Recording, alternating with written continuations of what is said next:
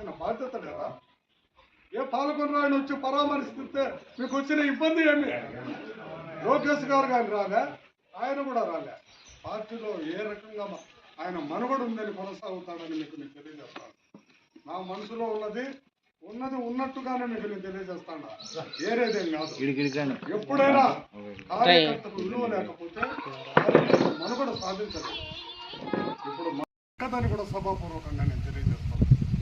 మామూలుగా ఏమిటంటే ఎక్కడైనా ఇప్పుడు ఇన్ఛార్జ్ పదవి అనేది ఎటువంటిదంటే ఆయన గౌరవనీయులు సుగవాస్ సుబ్రహ్మణ్యం గారు ఓడిన రోజు నుంచి ఆయన కొద్ది కాలం కార్యక్రమాలు పాల్గొనిన తర్వాత ఆయన్ను ఇద్దరు మంత్రులు పని కట్టుకొని ఆయన్ను ఎన్నుపోటు పొడుస్తూ దెబ్బతీస్తూ వచ్చినారు.